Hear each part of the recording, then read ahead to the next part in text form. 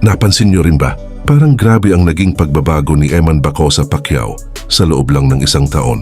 Mas high-end ang mga lugar na pinupuntahan niya ngayon, mas premium ang mga damit, mas mataas ang klase ng gamit, at halos kahit saan siya magpunta, may kasama ng ilaw, camera, at bagong lifestyle vibe.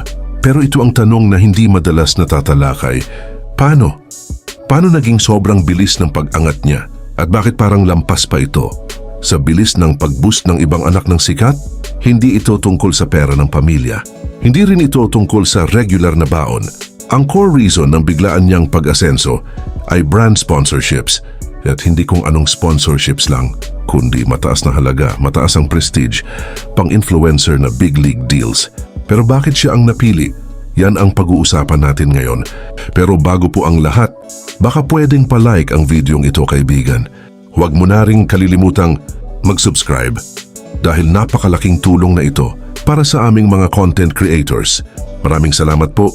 Hindi na simpleng anak ni Manny Pacquiao si Eman ngayon, isa na siyang living advertisement magnet. At bakit? Sapagkat may tatlong major qualities siya na sobrang gusto ng mga kumpanya. Una, malinis na public image at fresh face sa social media. Habang marami sa influencers ngayon, laging may sabit, issue o gulo. Si Eman, zero controversy. Walang kalat, walang bahid. Para sa mga brands, ibig sabihin nito, safe, stable at maaasahang investment. Kaya kahit bagong pasok, sunod-sunod agad ang big-time collaborations.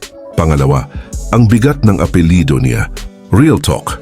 Kapag dala mo ang pangalan ng isang kilalang personalidad, automatic na may credibility at gustong-gusto ng companies ang may instant pull.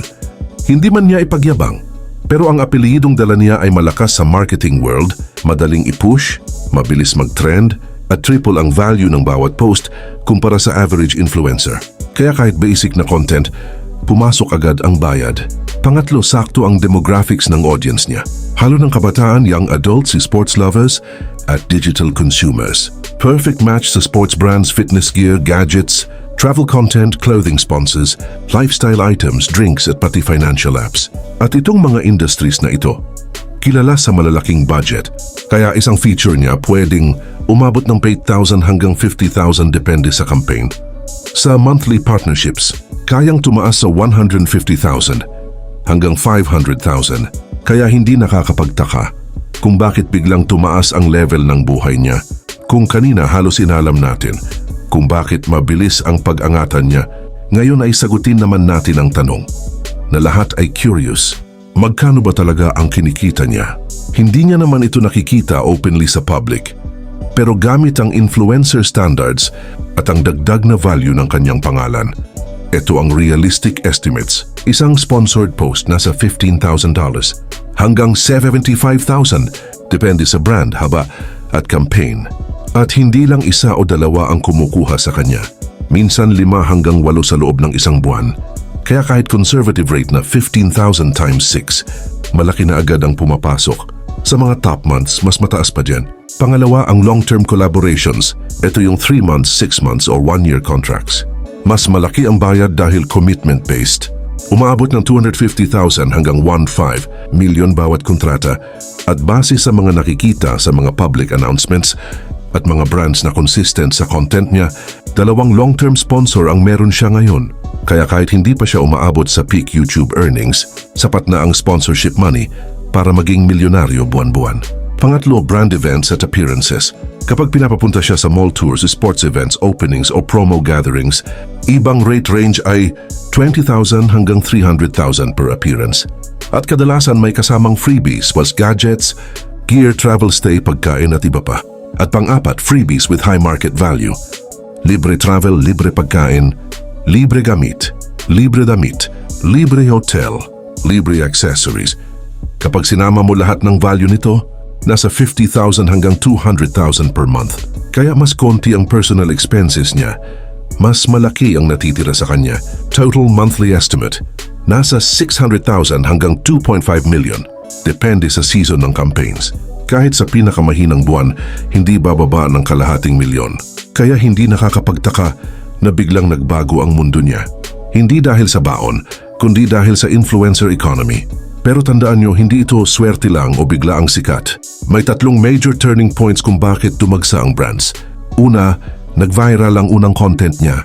Simple ang style, chill, raw, pangbarkada. Pero may isang video na sumabog sa views. Umabot ng higit 1 milyon. Kapag may ganitong traction, ang brands nagkakaroon agad ng isang thought, this creator has potential.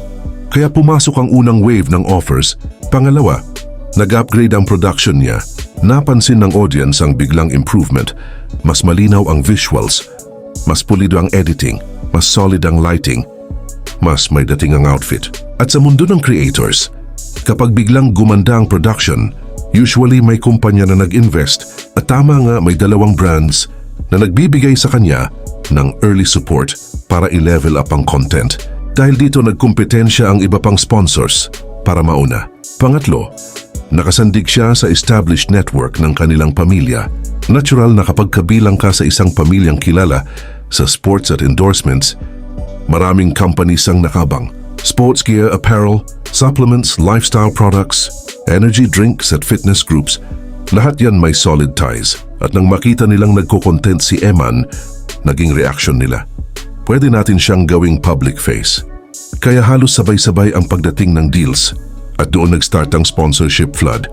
Mula noon, nag-iba ang direksyon ng buong career niya, galing sa simpleng vlogs, papunta sa high-value influencer status. Pero eto pa ang hindi madalas nababanggit. Hindi lang sponsors ang income niya.